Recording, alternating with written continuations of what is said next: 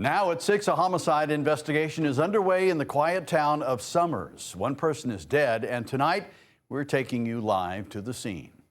Good evening, and thanks for joining us. I'm Brent Harden. And I'm Annette Montgomery. One person is dead and another has been detained after what police are calling a suspicious incident early this morning at a home on the 300 block of South Road in Summers. Fox 61's Alicia Hercules is live with what we know about the investigation so far. Alicia. Brent, both local and state police have been on scene for hours investigating the home. A portion of South Road has been closed on and off throughout the day as the investigation continues. People in the area say they were surprised to see so many police cars on the street. I was just shocked. I was like, wow. Marsha Thomas and Crystal Batiste work in the area. Batiste, who describes the area as calm and safe, says they were shocked to learn what happened. Nothing really goes on. It's a very quiet town. At around 4 o'clock Tuesday morning, state police say troopers responded to a home on the 300 block of South Road for what they're calling a suspicious event. When they got there, they found a person with gunshot wounds. That person was pronounced dead. They say a second person was taken into custody at the scene for the purposes of the investigation. As police conducted their investigation, they appeared to be taking a closer look at a white car near the home. That car was later towed from the scene. Tim Keeney, the town's first selectman, says learning what happened was shocking. It's disturbing. He says the incident has left him and people in town stunned. Things like this rarely happen. I'm not sure of this ever happening before in the town. The investigation is ongoing. Police say there is no active threat to the public. Stay with Fox 61 for the latest updates on the investigation. Live in Summers, Alicia Hercules, Fox 61. Thank you so much, Alicia. Well, a facility was evacuated and roads shut down after an explosion in Berlin. It happened this morning at the manufacturing plant Precision Punch. One employee and one firefighter were hurt. Fox 61 Skylar Music joins us live outside that business now. Skylar, the fire chief said the workers actually helped stop that fire from spreading. Yes, Annette, the Berlin fire chief says fast-thinking workers used portable fire extinguishers, so the fire was mostly out by the time firefighters got here. Chief John Massirio says those workers were doing some grinding work with a press machine. He says there was a spark from oil vapor inside a ventilation tube, and that caused the explosion and the fire. Thankfully, our equipment, our PPE is meant to keep the heat out, and there's that thermal protection. But it also keeps our body heat in, which drastically increases our body temperature. So there's, like I said, a lot of rotation, a lot of water being drunk down there.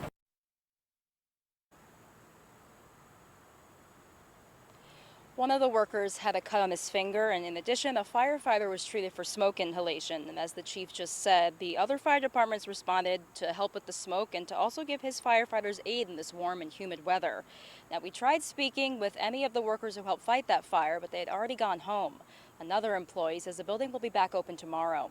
In Berlin, Skylar Music, Fox 61.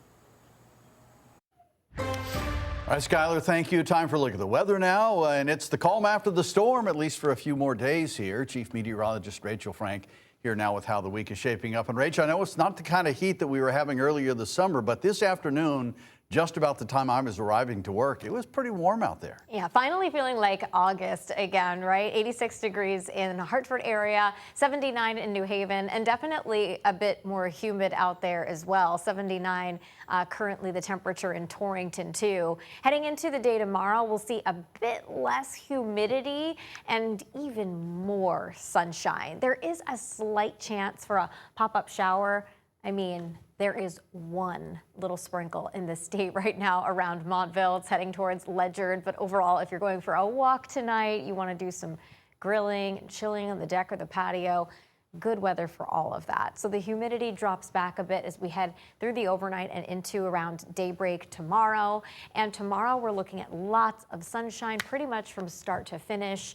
We will see temperatures begin in the 60s as we head towards daybreak, and we're headed into the low to mid 80s as we head through the afternoon. Upper 80s for the Hartford area, again with lots of sunshine. But we will see a rising chance for showers as we head through Thursday afternoon. We'll talk more about that, and also the beautiful weather that we have for Friday with highs in the 80s.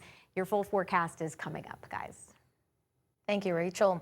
Well, take a look. Police in Coventry are investigating a crash involving a tanker truck and car. It happened around 8:30 this morning around the 1100 block of Boston Turnpike. Eversource and state environmental officials were on scene to deal with downed wires and a fuel spill. At this time, there is no word on any injuries or what caused the crash. And right now, the Waterbury Police Department is warning about an ongoing scam. Police say scammers are impersonating elected officials and contacting people to request payments of various kinds through gift cards. Authorities say the scam may be through a phone call, text message, email, even a social media message. And they say be cautious if you are contacted by someone claiming to be an official who requests money or payment through a gift card, demands immediate payment, or even threatens consequences if you do not pay.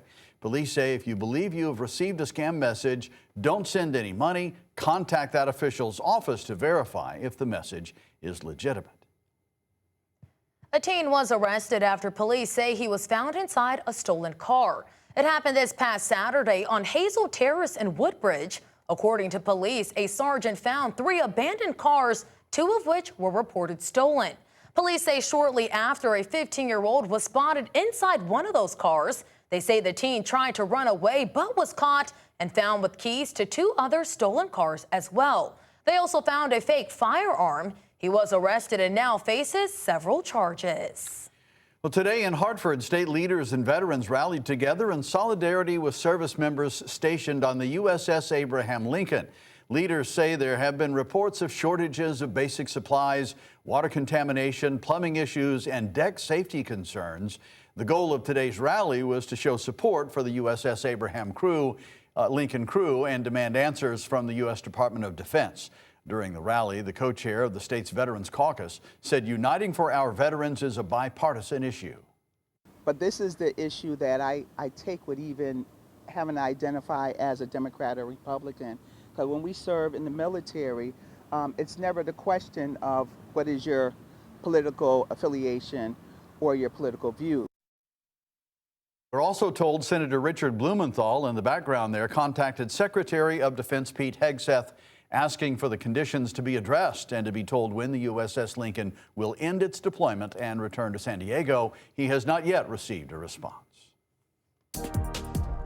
A 10-year-old who is battling cancer for the 3rd time got a big surprise today from a few of his favorite people. That's right. He wants to go up to be a police officer one day, and today officers from across the state took the time to inspire him as much as he has inspired them. Fox 61's Celine Arif takes us to the sweet moment in Rocky Hill.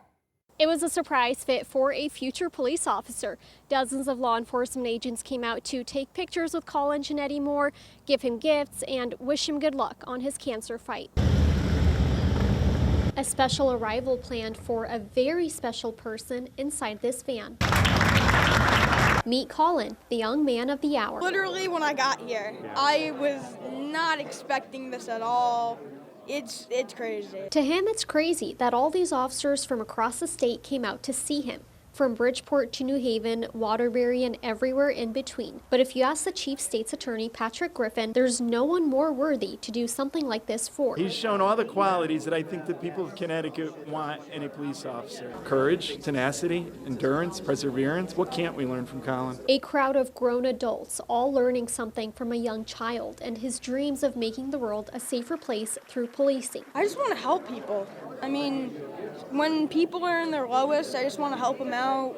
I mean, I don't know, just being there for someone when they don't have a lot. As much as he wants to help people going through a tough time, all these officers want to be there for him too. His mom, Megan, says Colin's on his 3rd cancer battle. He previously beat a rare form of fatty tissue cancer called Ewing sarcoma, but he relapsed again this March. Events like this, people like this, push him to fight even harder. And I think that's where he gets a lot of it from. I mean, he does. He talks with some of these guys on a daily basis. Megan says all Colin has ever wanted was to be in the law enforcement world. And as much as these officers have included him with merch, ride-alongs, and visits before, this day really made him feel like he belonged. I just like to see the smile on his face. You know, like him, I mean, he smiles and everything, but like to see it ear to ear and he can't stop, like he knows, he can feel the love. Like, he believes he's one of these guys. All these guys gave him a spirit boost and sent him back home with love, support, and a big push to keep fighting the good fight. I don't know. There's always ups, there's always downs, but I focus on the ups, not the downs. And right now, Collins says he wants to be a Massachusetts state police officer when he grows up, but Connecticut cops hope this gives him one more reason to consider joining a department here. In Rocky Hill, Solene Arif, Fox 61. All right, Solene, thank you. Hallmark has named the 25 finalists in its Merriest Christmas Town contest, and one Connecticut town is on the list. Whichever place wins will serve as a filming location for a Hallmark movie. Pretty cool. Another Connecticut town that made the cut was Marlborough. Hallmark says the finalists were chosen for bringing the spirit of Christmas to life through cherished traditions, joyful celebrations, and a deep sense of community. Hallmark says now you get the choice to choose the town that best captures the heart, wonder, and magic of the holiday season. You can vote daily through Hallmark's Merriest Christmas Towns contest website through September 4th.